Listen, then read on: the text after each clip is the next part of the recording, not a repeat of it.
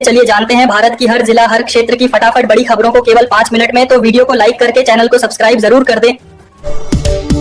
प्रधानमंत्री मोदी आज गुजरात की समुद्री सीमा में तैयार भारत के पहले डीप सी पोर्ट का उद्घाटन करेंगे और इसके बाद वह सुरक्षा अधिकारियों के साथ उच्च स्तरीय बैठक में शामिल होंगे। पाकिस्तान सुप्रीम कोर्ट ने पूर्व प्रधानमंत्री इमरान खान की सजा पर बड़ा फैसला सुनाते हुए उनकी याचिका पर जल्द सुनवाई का आदेश दिया है, जिससे राजनीतिक हलचल तेज हो गई है। कांग्रेस नेता मल्लिकार्जुन खड़गे ने केंद्र पर निशाना साधते हुए कहा कि संविधान से छेड़छाड़ की किसी भी कोशिश का देश भर में कड़ा विरोध होगा और पार्टी सड़क से संसद तक लड़ाई लड़ेगी। हरियाणा में 2 महीने से बिजली कटौती की समस्या बढ़ गई है। कई जिलों में 8 से 10 घंटे तक बिजली गुल रहने पर लोगों ने सरकार के खिलाफ विरोध शुरू कर दिया है।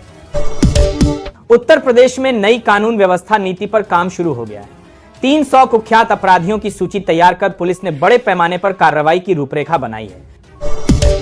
नेपाल में भारी बर्फबारी के बीच एक बड़ा हादसा हुआ। 2 जिलों में ग्लेशियर टूटने से कई गांवों को खाली करवाया गया है और सेना राहत कार्यों में जुटी है। राहुल गांधी ने कहा है कि देश में आर्थिक असमानता खतरनाक स्तर पर पहुंच चुकी है। जल्द ही वे इस मुद्दे पर एक विस्तृत रिपोर्ट जारी करेंगे। दिल्ली सरकार ने घोषणा की है कि जलभराव रोकने के लिए 12 नए ड्रेनेज पंप स्टेशनों का निर्माण किया जाएगा, जिससे बारिश के दौरान शहर को राहत मिल सके। मौसम विभाग ने दक्षिण भारत में बन रहे लो प्रेशर एरिया को लेकर अलर्ट जारी किया है। कई राज्यों में भारी बारिश और तेज हवाओं की संभावना है। केंद्र सरकार ने साफ किया है कि पैन कार्ड अब पहचान पत्र के रूप में अनिवार्य नहीं होगा और डिजिटल दस्तावेजों को बढ़ावा देने की दिशा में नया नियम लागू करने की तैयारी चल रही है। श्रीलंका ने भारत को अनुरोध भेजा है कि देश की आर्थिक स्थिति सुधारने के लिए मदद का एक नया पैकेज दिया जाए। इस पर भारत जल्द निर्णय ले सकता है। झारखंड में सीएम हेमंत सोरेन ने 5 शून्य शिक्षकों की नियुक्ति प्रक्रिया तेज करने का आदेश दिया है, जिससे नए साल से पहले नियुक्ति पत्र बांटे जा सकें। पंजाब में नशे के खिलाफ अभियान और तेज कर दिया गया है। 42 नए पुलिसकर्मियों की टीम गठित कर सीमावर्ती इलाकों में बड़ी कार्रवाई शुरू की गई है। तेलंगाना में विधानसभा सत्र के दौरान विपक्ष ने बिजली दरों में बढ़ोतरी को लेकर हंगामा किया और सरकार को तत्काल राहत देने की मांग की। अमित शाह ने पार्टी सांसदों से कहा है कि चुनावी तैयारियां तेज करें और हर बूथ पर संगठनात्मक ढांचा मजबूत करें। बंगाल को लेकर विशेष रणनीति तैयार की जा रही है। महाराष्ट्र में खेती को बढ़ावा देने के लिए सरकार किसानों को ड्रोन सब्सिडी देने का प्लान बना रही है।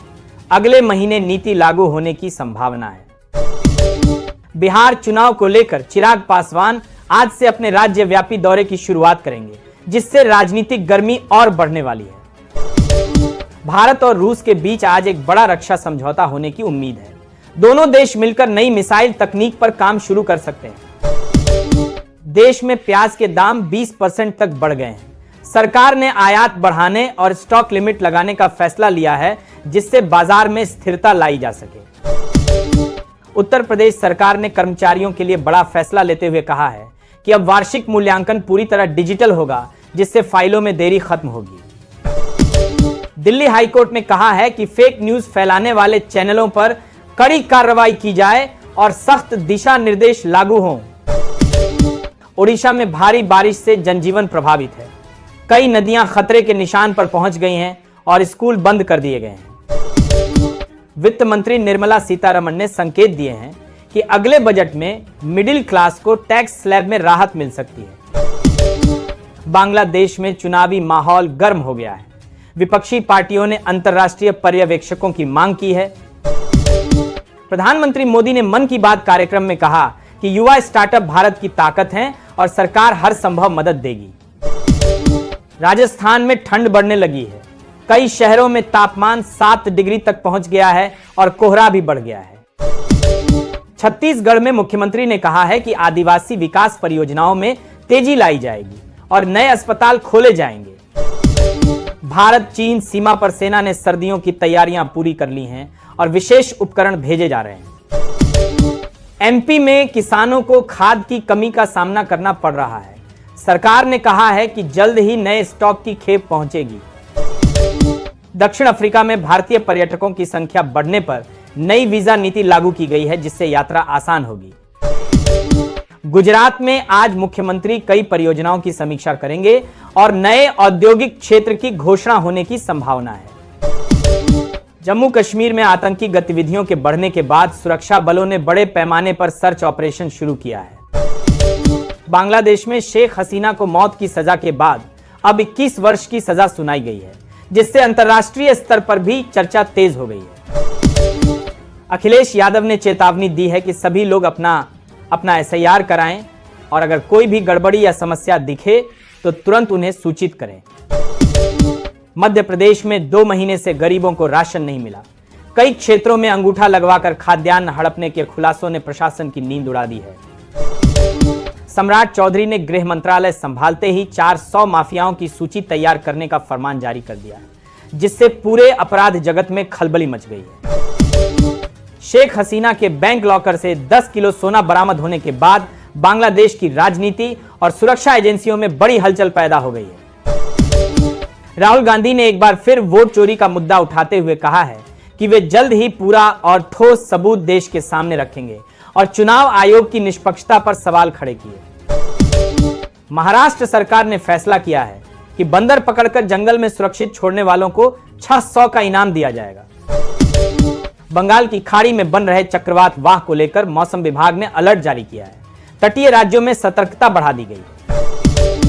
योगी सरकार ने निर्देश जारी किया है कि आधार कार्ड अब जन्मतिथि के प्रमाण के रूप में स्वीकार नहीं होगा, जिससे कई तरह की सरकारी प्रक्रियाओं पर असर पड़ सकता है। इमरान खान के बेटे कासिम ने सनसनीखेज दावा किया है कि उनके पिता के जीवित होने का फिलहाल कोई सबूत उपलब्ध नहीं है, जिससे पाकिस्तान की राजनीति गुमराह हुई है। झारखंड की हेमंत सरकार ने नियुक्ति वर्ष के तहत 28 नवंबर को 9 युवाओं को सरकारी नौकरी का बड़ा तोहफा देने का फैसला किया है। बंगाल में SIR विवाद के बीच ममता बनर्जी ने 1 दर्जन से अधिक IPS अफसरों का तबादला कर प्रशासनिक मोर्चे पर बड़ा बदलाव किया है। अमित शाह ने कार्यकर्ताओं को निर्देश दिया है कि जहां भी संगठन कमजोर दिखे वहां तुरंत कार्यकर्ता मोड में सक्रिय होकर बंगाल की ड्यूटी की पूरी तैयारी रखें।